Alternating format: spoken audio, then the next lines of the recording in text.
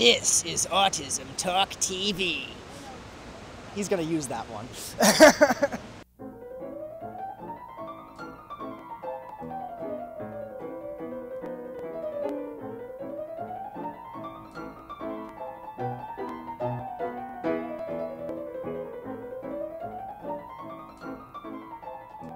Alex chatted with Marc Ellison. Let's see how that went.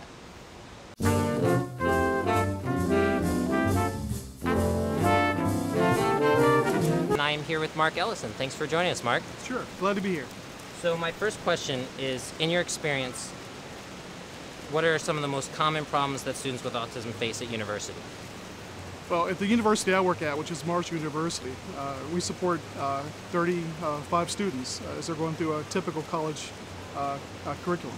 And a lot of those folks tell me that they struggle with a lot of the social aspects of college. The academics themselves are often the easiest part of college, but navigating through a social network, the dorms, connecting with professors, developing a network of peers in the classroom is a real challenge. See, I had the exact same problem when I was in school. I was able to do the classes, but the reason I didn't want to go to classes is because I didn't know how to make any friends in the classes until my senior year. I made some friends, but I didn't make very many. And so what do you do to help people learn how to make friends? Well, I think the natural thing that happens when it's difficult to make friends is to isolate yourself and to really, and that kind of breeds sometimes pessimism and loneliness and those kinds of things. So what we do at Marshall is hire graduate assistants who develop very person-centered, very realistic relationships with the students that they're working with in order to kind of bridge that social gap. So we're doing activities along at the same time as we're providing mentoring services. And then as we kind of progress through the years, we're pulling back on the social aspect as they're developing those networks on the university. Are there any particular cases that impacted you a lot? Any particular students that had a really great success story? Yeah, we just had 8 students at Marshall graduate in May. And we had some really interesting folks. A young man who came from Alaska to West Virginia for this program, who's going to go to law school. I think perhaps one of the most important supports I provided was for a young man who is unbelievably bright. In fact, he will be a college professor one day. He was able to go to Harvard right out of high school, but really struggled with that social networking we talked about a moment ago. And because of that, he had to leave and ended up coming to our program. Just graduated, is getting ready to go to graduate school. To me, that's just a huge accomplishment, and I know 10 or 15 years from now, he's going to be a college professor and do quite well. So it makes me feel good. What could universities, other than yours, because yours obviously is doing a lot of great work, what could benefit a lot of universities out there in terms of helping students with autism? Well, I think the traditional disability services at a university is the paradigm of that is really about tangible kinds of things like extended time and tests and those kinds of things. And I think what disability services has to start recognizing is that the best supports for an individual with Asperger's syndrome or someone with autism is really helping those social areas and really developing relationships with them. And it's something that's hard because disability services at universities don't have a lot of resources and they don't have a lot of time. So it's a real challenge to do, but that is the key, building relationships. Is there anything else you'd like to add?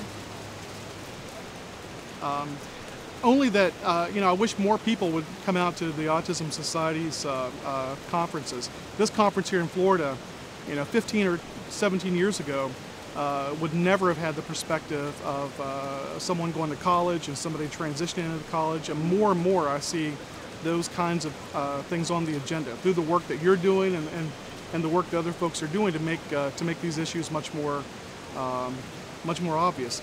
I think we have to have services that are practical. At Marshall, for instance, we have a high school program where juniors in high school come and live on campus. They live in a dorm for 6 weeks. They take typical classes and we support them.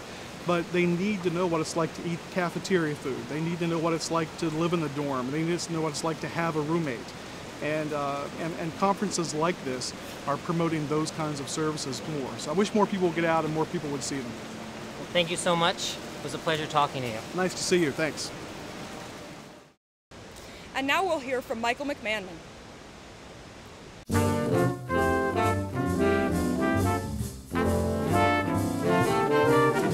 Could you tell us a little bit about what you do? Sure, I run 6 post-secondary college programs for Asperger's and LD college students all over the United States. And how did you get into that? Well, I started 28 years ago after college and after I worked some other agencies. And I wanted to do, at that point we were deinstitutionalizing, so I wanted some kind of community-based transitional apartment type of program for kids coming out of high school and state type of programs. So what types of people would be ideal for your program? Okay, students from 18 to 27 who have learning disabilities or Asperger's syndrome, who need a lot more structure to do college and independent living. Okay. So what kind of skills do you teach the students? Well, our curriculum is basically pretty comprehensive. We do everything from individual tutorials, study halls, executive functioning, social thinking, sensory integration, budgeting, banking, apartment living skills, and occupational therapy, sensory diets. I mean, it's pretty comprehensive. And we can apply those appointments where needed, so we can make an individual schedule for each student, depending upon what their needs are after we assess them. What inspired you to start this program? I wanted to carry out my work with young adults to help them be independent and learn how to take care of themselves and be able to finish college. But after I started this program, about 20 years later, about 8 years ago, I was diagnosed by my staff with Asperger's myself, and I subsequently got diagnosed formally. And what happened was I had one program in Massachusetts, and when I started to self-actualize and understand who I was and accept who I was, it went like this. So I have these 6 programs now around the country, and my personal life has changed dramatically. I have 6 children, but I was sort of there and doing a parent, but not being in relationship with them. What advice would you have for autistic or Aspergerian senior in high school who's just entering the college applying system? Okay, well, first of all, most of our students come in don't even know their diagnosis. They know they have Asperger's or something. They don't know what that means. They don't know what sensory issues they have usually, what social, executive functioning. So they need to get assessed and learn about themselves. Like if you had cancer, you'd probably learn about everything about it. Now, Asperger's is not a death sentence. It's a positive, different way of learning in the world. That's the way I look at it. But they need to know everything about who they really are. How do you know how to work on a job if you don't know what your sensory issues are, Like if I had to work out here, it would make me nuts with all the noise from the water and everything. I just couldn't stay here very long. Where is your program based out of? Well, we started in Massachusetts 28 years ago, and then after I got diagnosed, in the last 8 years, we have a program in Melbourne, Florida, Bloomington, Indiana University, Berkeley, California, and Buffalo, New York, and then we're starting this summer in Long Beach, California. It'll be our 6th center, and then we have other ones coming. So it's not like I want to have McDonald's. It's really more like I'm just so passionate about it. It's like doing art. Do you stop painting after you have 8 paintings? No, you just get started. So there's so much out there that's needed, and I love doing what I'm doing, so that I'm passionate about it. And as long as I feel that way, I feel like, well, there's no limit on what I should do. Just because I'm 62 now doesn't mean I should stop working all of a sudden, So I decided to just keep going with it, and I'm finding all kinds of connections. Like at our Berkshire Center, we're starting a visual performing arts center, Spectrum Playhouse, with our students connected with the community, an art gallery. All of my passions are finding a way out of me, which is sort of fun. It really is nice to be involved in that. What advice would you have for parents of a kid who's just entering the college system who has autism or Asperger's? That's a great question, because last month I sent my manuscript in to be published to Jessica Kingsley, and my book is the 12 main areas for parents who have adolescents of Asperger's and learning differences and what they should do and how I think about it. And I don't know the title yet. I think it's going to be called Made for Good Purpose. The subtitle will be the 12 areas. So basically it goes through each area, diagnoses all the curriculum that we do, and makes clear recommendations about what parents, the best thing for parents to do, first of all, is to cut the steel umbilical cord between them and their ASB kid. Because what happens is a lot of them have sort of built their lives around their kid, and they've had to be a social worker, a therapist, activities director, and all these things for these kids.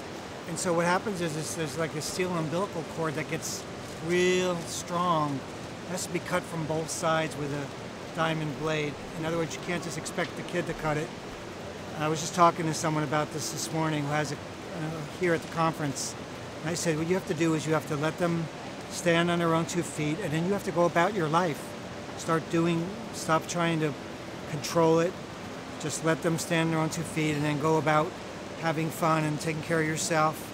And then it's like leaving a room. It's like I have this football, and I say, take the football, take the football, take the football. And they won't take it, right? But if I put it down on the ground and then leave the room, you'll probably pick up the football and run with it yourself. And that's really what they have to do. They have to trust that they've done all they can do by the time they're 21 or 22. Unless they send them to a program like ours. If they're out on their own now, then they just have to let go. And they can be assistants, keep the communication open, but don't try to run their lives. Let them try to start dealing with it, because they'll never get there if they don't let them stand on their own 2 feet. Well, thank you for doing this interview with us. This has been very educational. Thank you for having me. All right, well, thank you so much. This was a great episode of Autism Talk TV. We are happy that you enjoyed our Orlando conference, and yeah. Although we're not in Orlando, we're actually in Las Vegas, and we just did not get enough footage while in Orlando, which is why we're wearing the same clothes, and the attentive viewer will notice. Well, you won't notice unless you're watching this episode before you watch the other episode, which isn't going to be aired yet, so they won't know until later. So really, we should have made that joke in the other one, and we should have made that joke in the Las Vegas outro. Oh, well, whatever. We're wearing the same clothes as the Orlando. Oh, but we'll just confuse them. Yeah. All right. Well, thank you guys for joining us. Bye. Bye.